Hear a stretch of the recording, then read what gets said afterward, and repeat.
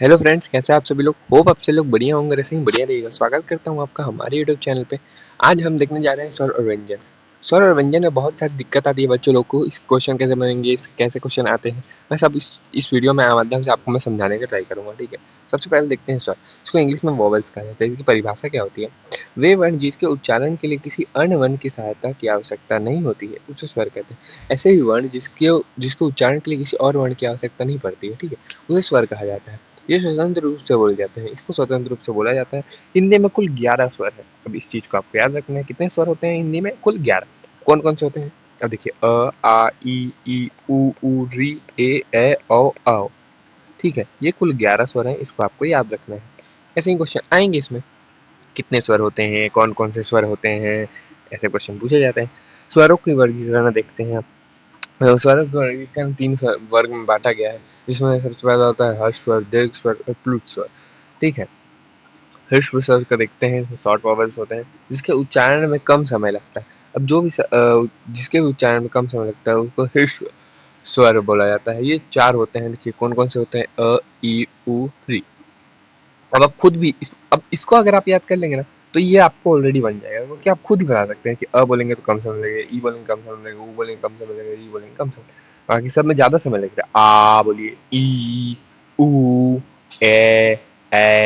देखिए थोड़ा ज्यादा समय लग रहा है ना, इसको दीर्घ स्वर बोलते हैं। अब वही है जिसके उच्चारण में हर स्वर की तुलना में दुगुना समय लगता है। ये कुल 7 होते हैं और हर स्वर 4 होते हैं, दीर्घ स्वर 7 होते हैं। कौन कौन से होते हैं? आ, ई, उ, ए, औ। अब देखिए, अब बोलेंगे ही ना, अब एक बार रिपीट कीजिएगा ना मेरे साथ, तो आपको खुद पता चलेगा कि हाँ, इसको बोलने में कम समय लग रहा है, इसको बोलने में ज़्यादा समय लगता है। व्यंजन में भी कुछ कुछ ऐसी चीज़ें है जिसको आपको बोलेंगे तो आप ज़्यादा अच्छे से समझ पाएंगे। ठीक है, फ्लूट स्वर क्या होते हैं?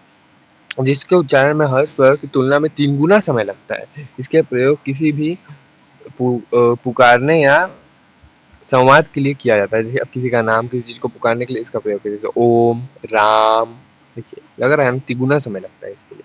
ठीक है, आइए व्यंजन को देखते हैं। अब ये स्वर और व्यंजन का ऐसा टॉपिक है जिसको आप बोलेंगे ना तो ज्यादा अच्छे से आपको समझ में आएगा। अब देखिए, व्यंजन कॉन्सोनेंट बोलते हैं इसको। इसकी परिभाषा क्या होते हैं?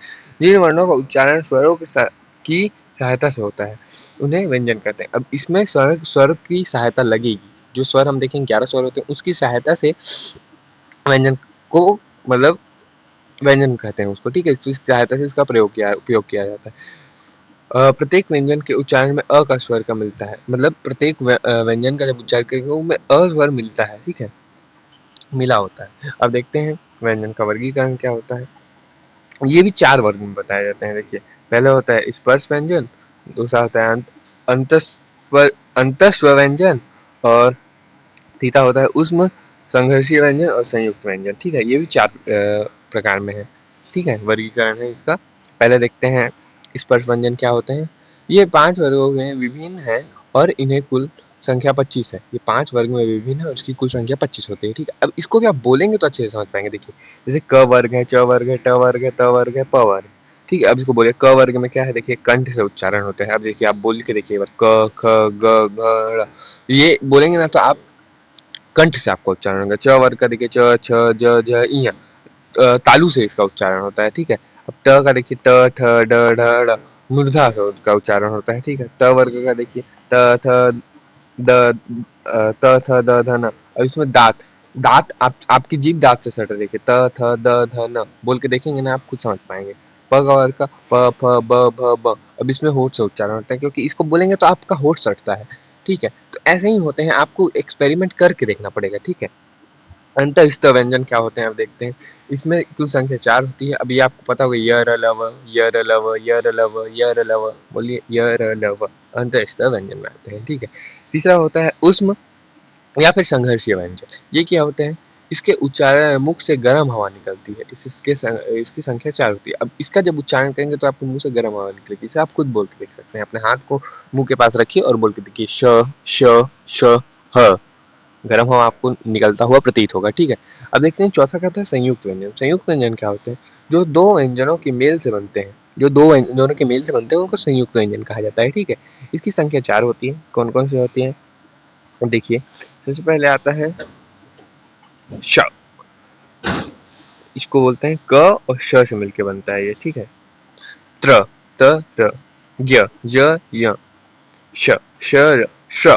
श बोलते हैं इसको, श, त्र, य, ऐसे। तो ये सबसे मेल जोल से बनता है, ठीक है। सो होप आपको वीडियो समझ में आ गया होगा। अगर वीडियो समझ में आया, वीडियो को करके लाइक, चैनल करके सब्सक्राइब, बेल नोटिफिकेशन ऑन करके ऑल पे सेट कर लीजिएगा, क्योंकि मैं ऐसे ही एग्जाम पॉइंट ऑफ व्यू और रेलेवेंट क्वेश्चन और वीडियोस लाते रहता हूँ, ठीक है। चलिए मैं आपसे मिलता हूँ नेक्स्ट वीडियो में। Till then keep learning, stay curious, पढ़ते रहिए, प्यार देते रहिए। Thank you so much.